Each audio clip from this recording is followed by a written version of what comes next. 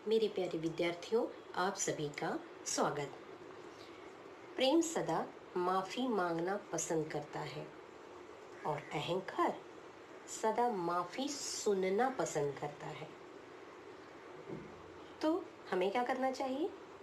हमें माफ़ी मांगकर प्रेम को बनाए रखना चाहिए और अहंकार को हमेशा खुद से दूर भगाए रखना चाहिए। तो जब भी हमें छोटी सी ऐसा आभास हो कि हमारा कोई अपना नाराज हो रहा है, तो माफ़ी मांगकर उस नाराज़गी को दूर कर दें और अपने प्रेम को बनाए रखें, चाहे वो माता पिता भाई बहन कोई भी हो। तो चलो हम प्रेम से और आगे बढ़ाते हैं अपना। आज हम 3.4 का चौथा और छठा सवाल हल करेंगे। ये थोड़ा सा बहुत इम्पोर्टेंट सवाल है, अक्सर पूछा जाता है परीक्षा में 4 नंबर के लिए। तो हम इसको हल करेंगे। देखते हैं कि हमारे चौथे सवाल में क्या पूछा है। चौथा सवाल है, डायग्राम में आकृति के अनुसार आरएस रेखा आरएस ये ओ केंद्र वाले वृत्त का व्यास है और बिंदु टी वृत्त के बाह्य भाग में स्थित एक बिंदु है। तो सिद्ध कीजिए कोण आर टी एस एक न्यून कोण है। ये आपको सिद्ध करना है, यानी हमें उपपत्ति लिखनी है। जब कोई हमें संख्यात्मक संख्या ज्ञात करना होता है, कोण का माप या चाप का माप, तब हम कहते हैं हम उसको हल कर रहे हैं। लेकिन जब सिद्ध करना होता है तो हम उसे उपपत्ति कहते हैं। बच्चों, थोड़ा सा पहले हम अपने डायग्राम में जो दी जानकारी है उस जानकारी के आधार पर देखते हैं क्या दिया है और क्या संभव हो सकता है। तो थोड़ा हम अपने डायग्राम से बातें कर लें, फिर इसके बाद हम हल कर लेते हैं। तो जो दिया है आर एस ये व्यास है, अर्थात वो ओ केंद्र से होकर जाता है, और टी एक बिंदु जो वृत्त के बाह्य भाग में है ना। तो जब ये बाह्य भाग में है आर टी, तो ये कहीं ना कहीं वृत्त को एक बिंदु को काट कर ही जाएगी। कहीं से भी अगर स्पर्श रेखा भी होती तो भी कहीं ना कहीं एक बिंदु को काटती। तो यहाँ छेदन रेखा मतलब किसी भी हाल में अगर बिंदु बाहर है और आर पर कोई बिंदु है, एक बिंदु बाहर है और एक बिंदु वृत्त पर है, तो आप जब भी रेखा खींचोगे या तो स्पर्श करेगी या तो काट के। तो यहाँ इस डायग्राम में दिया हुआ है ये तो डायग्राम आपको, तो इसका मतलब कि यहाँ किसी एक बिंदु, यानी हमने माना वो यक्स बिंदु पर काटकर आगे जाती है। अब यक्स बिंदु पर है तो हमने क्या किया, यस को एक्स के साथ मिला दिया। जब हमें मिलाते हैं तो हमें बाहर वाला जो ये बिंदु है, दो त्रिभुज बनते हैं, लेकिन हम इस बाहर वाले त्रिभुज का ज़्यादा विश्लेषण करेंगे और जानेंगे कि इसका कोण का माप कितना होता है।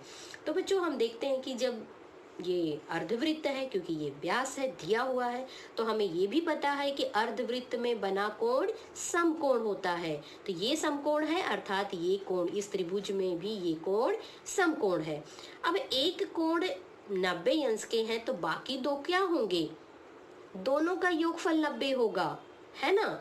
जब ये दोनों का योगफल 90 होगा तो ये दोनों कोण हमेशा 90 से कम होंगे।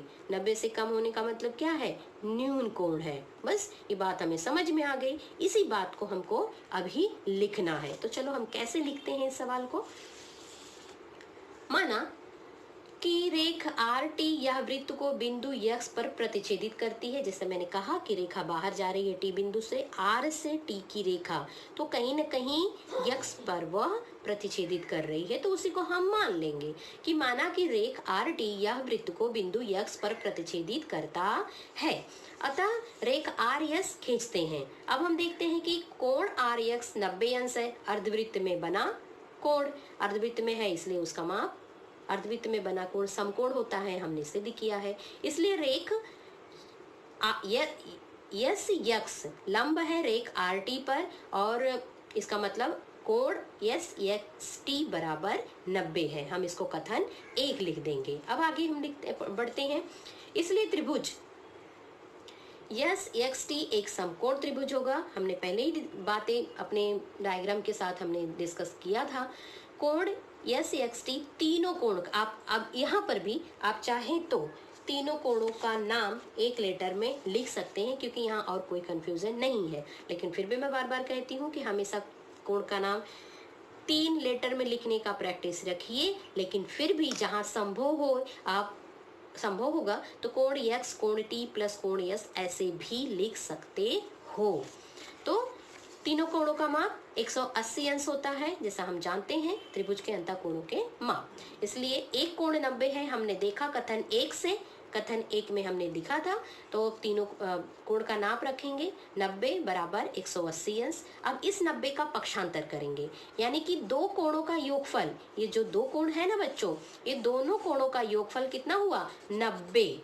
तो इसका मतलब कि कोण एक्स टी एस बराबर 90 माइनस एक्स टी एस हमने क्यों लिया, क्योंकि हमें आर टी एस को न्यून कोण सिद्ध करना है। तो एक्स टी एस कोण ही आर टी एक्स होगा, एक ही कोण भिन्न नाम से। आप भुजा कितनी भी आगे बढ़ाती जाइए, आगे बढ़ाते बढ़ाते आपको बहुत सारे बिंदु मिलेंगे, लेकिन जो जहां पर कोण बनता है वह एक ही बिंदु होता है। उसके आगे बढ़ाते जाइए, भुजा आप कई बिंदु ले सकते हैं। तो एक ही कोण भिन्न कोण से, तो हमें एक्स टी एक्स बराबर 90 माइनस कोण टी एक्स।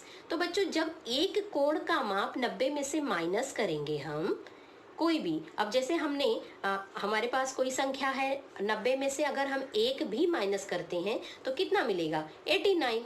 यानी कि 89 हमेशा 90 से क्या होगा, छोटा होगा, है ना। 90 बड़ा होगा, 89 क्या होगा, ये छोटा होगा 90 से, क्योंकि हमने क्या किया 90 में से, तो ये 90 में से हमने घटा दिया तो कितना आया 89, यानी कि 89 हमेशा छोटा होगा 90 से। अब ये स्टेटमेंट देखिए, 89 छोटा होगा 90 से, यानी कि वह कोण हमेशा छोटा होगा 90 से। अब जो कोण 90 से छोटा है तो उसको क्या कहेंगे, वह न्यून कोण।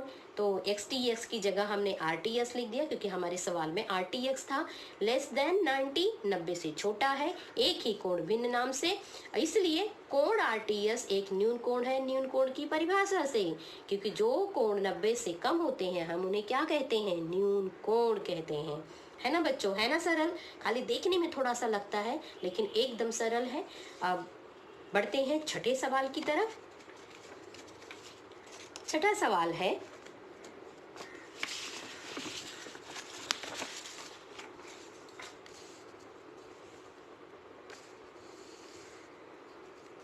डायग्राम दिया है, डायग्राम बनाइए। डायग्राम को जो भी जानकारी दी है वो वहां पर निर्देशित कर दीजिए। तो कुछ थोड़ी सी गलतियां हैं सवाल में, उसको करेक्शन कर लेना। रेख वाई जेड और रेख एक्स टी यह शीर्ष लंब है। शीर्ष लंब ये शब्द किताब में नहीं दिया है। आकृति में रेख वाई जेड और एक्स टी त्रिभुज वाई डब्ल्यू एक्स वाई के को बिंदु P पर प्रतिच्छेदित करते हैं। जो ये शीर्ष लंब है वो कहाँ पर, B बिंदु पर प्रतिच्छेदित करते हैं। तो सिद्ध कीजिए, WZPT एक चक्रीय चतुर्भुज है और बिंदु XZTY एक ही वृत्त पर है। दोनों का बात एक ही है, इसको चक्रीय करना है और एक ही वृत्त पर है, अर्थात इसको भी चक्रीय करना है। जब बिंदु वृत्त पर होते हैं तो उन्हें चक्रीय ही कहते हैं।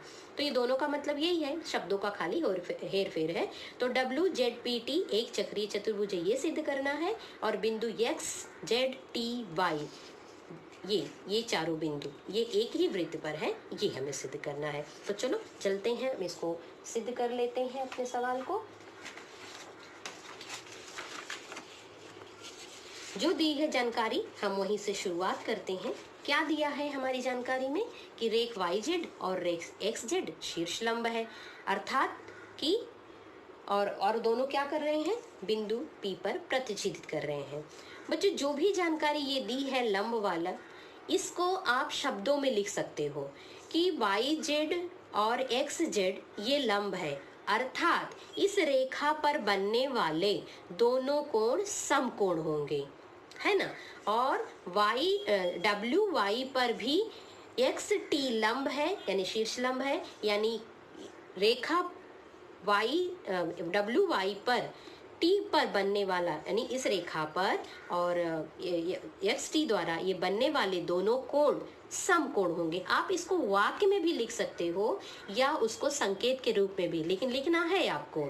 तो संकेत में, जैसे कोई वकील है, अपनी बातों को रखने के लिए कभी वो सबूत देता है तो कभी गवाह देता है, दोनों से ही वो अपनी बात को रखने की कोशिश करता है। वैसे ही आपको इसको सिद्ध करते समय अपनी बात को रखने के लिए या तो चिन्हांकित लिखिए या तो पूरे वाक्य को लिखिए, चलेगा। आपको एग्जामिनर को ये बताना है कि आपकी ये बात समझी है और आपने ये लिख दिया, तो वो समझ जाएंगे।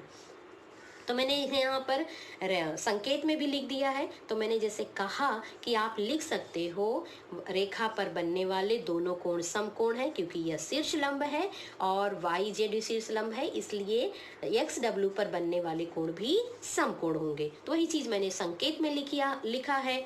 वाई जेड लंब है, एक्स टी लंब है और ये तीनों रेखा जो बिंदु है एक रेखीय है, पहला कथन हो गया। इसलिए जो ये दोनों कोण है, इस पर दोनों कोण का नाम मैंने लिखा है।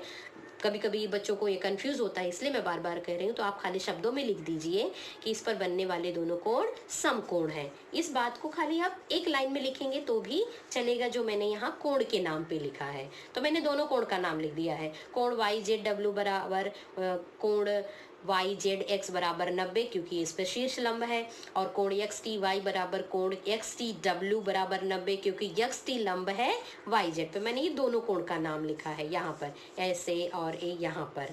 तो अगर आपको थोड़ा सा मुझे ऐसा लगता है कि बच्चों को कंफ्यूजन होता है, तो आप एक वाक्य में लिख दीजिए कि शीर्ष लंब है, इसलिए रेखा पर बनने वाले दोनों कोण समकोण होते हैं। ठीक है, आप इसको एक वाक्य में लिख दीजिए। अब लेकिन आगे बढ़ते हैं कि अब हम चतुर्भुज इस चतुर्भुज के बारे में, क्योंकि हमें इसे चक्रीय करना है, तो हम इसी कोणों का नाम लिखेंगे। पी जेड डब्ल्यू बराबर 90 और पी टी डब्ल्यू बराबर 90। जो आप वाक्य लिख रहोगे वहां पे कथन दोगे और लिख दोगे कथन 2 से। तो वही अब यहाँ लिख दिया हमने, कोण पी जेड एक्स बराबर कोण पी जेड डब्ल्यू बराबर 90 कथन 2 से, और पी टी डब्ल्यू बराबर पी टी वाई, यानी कि जो हमने यहाँ का नाम लिया था वाई से, उसको अब पी से, यानी पहले पी से कोण का नाम लिया, अब पी वाई से नाम लिया, तो वाई को छोड़ दीजिए, आप पी से लीजिए, क्योंकि अब हम चक्रीय चतुर्भुज इसका नाम ले रहे हैं। तो इन दोनों कोणों को हम देखेंगे। तो इन दोनों कोणों को जब हमने देखा तो पी डब्ल्यू बराबर पी टी वाई बराबर 90, ये कथन 3 हो गया, और हमने जो दोनों कोण बनने वाले समकोण है उसको हमने कथन 2 दिया था। तो अब हम खाली इन चतुर्भुज के बारे में देखेंगे, इन्हीं दो कोणों के बारे में। और ये मैंने जो लिया वाई के हिसाब से, फिर पी का मैंने जैसे कहा कि कोण तो शीर्ष पे एक ही बनता है, आगे भुजा कितनी भी बढ़ाते जाएं नाम आते जाएंगे, लेकिन हमें जो चाहिए हमें पी से चाहिए, क्योंकि इसको देख रहे हैं। तो पी से अब इस कोण का नाम लेंगे, कौन सा, पी जेड डब्ल्यू और पी टी डब्ल्यू, इन दोनों को देखेंगे। ये दोनों हमें दिख रहे हैं ना आकृति के अनुसार 90, तो ऐसा भी लिख सकते हो इसका नाम, आकृति के अनुसार ये समकोण है।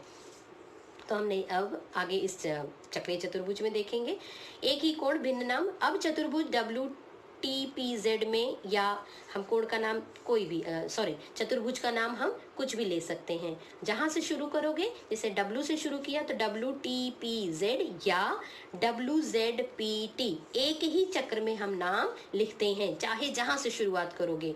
जैसे यहाँ से शुरुआत किए तो कंटिन्यू सारा नाम आएगा, अगर यहाँ से शुरुआत करोगे तो कंटिन्यू चारों शीर्ष बिंदुओं का नाम आएगा।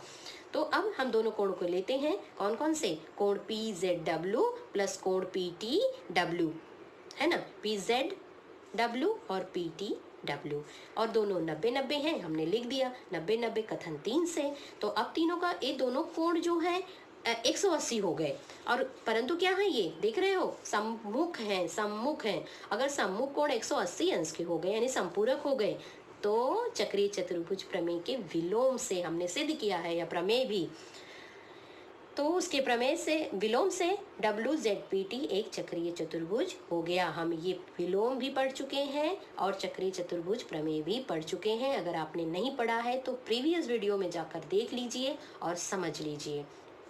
और दूसरा क्या है, इसी में दूसरा सवाल है कि ये एक ही वृत्त पर है, ये हमें सिद्ध करना है। तो कोण एक्स जेड वाई बराबर कोण वाई टी एक्स बराबर 90, ये दत्त है, हमें दिया गया है, मतलब शीर्ष लंब है, तो ये लंब, ये दोनों कोण, तो ये दत्त ही है। और हमने एक प्रमेय ये भी पढ़ा है कि किसी रेखा पर स्थित भिन्न बिंदु उसी रेखा के एक ही ओर स्थित दो भिन्न बिंदुओं पर अगर सर्वांग समकोण बनाते हो तो चारों बिंदु एक ही वृत्त पर होते हैं। ये भी प्रमेय हमने पढ़ा है प्रीवियस वीडियो में, तो इसे भी आप ध्यान से देखिएगा। अतः एक्स वाई, ये जो एक्स वाई है उसके एक ओर, चाहे इस तरफ चाहे इस तरफ, आप कहीं से भी ले सकते हो, ये इस तरफ है, बनने वाले दोनों कोण समकोण है, 90 है ना। तो इसलिए एक्स जेड टी वाई ये कहाँ है, वृत्त पर है प्रमेय के अनुसार। अतः रेखा एक्स वाई पर स्थित एक्स वाई द्वारा उस रेखा के एक ही ओर दो भिन्न बिंदु जेड और टी पर, जेड और टी पर समकोण अर्थात सर्वांग समकोण बनता है। अतः बिंदु एक्स जेड टी वाई एक ही वृत्त पर स्थित है उस प्रमेय के अनुसार। तो ये दोनों हमने देख लिया सवाल को, और कंफ्यूज ना हो, इसमें बहुत सरल है। अपने बातों को जो यहाँ दिख रहा है उसी को आप शब्दों में भी लिख सकते हैं। शब्दों में, यहाँ पर शब्दों में लिख दीजिए और फिर इसके बाद ये चतुर्भुज ले लीजिए, चतुर्भुज के दोनों सम्मुख कोण को संपूरक बता दीजिए जैसे इस कथन में दिया है। तो यानी ऊपर वाली बात को आप शब्दों में लिख दीजिए, इसके बाद यहाँ से शुरू करोगे अपने सवाल को तो भी चलेगा। यहाँ शब्दों में लिख दीजिए, ये समकोण होते हैं। अब यहाँ पर हम ये चतुर्भुज लेते हैं, उनके कोणों का नाम लिखते हैं और 90 अंश लिखते हैं, और चक्रीय चतुर्भुज के प्रमेय के विलोम से हम इसे चक्रीय कर सकते हैं। तो आपका सवाल यहाँ से यहाँ, लेकिन आपको ये कथन लिखना आवश्यक होगा कि रेखा पर बनने वाले कोण समकोण है, ये दत्त है। ठीक है बच्चों, तो मेरे ख्याल से आपको ये समझा होगा। अगले कुछ सवालों के साथ हम मिलते हैं अगले वीडियो में। तब तक खुद को प्रेरित करते रहिए, गणित को लिख कर समझ कर पढ़ते रहिए। थैंक यू बच्चों।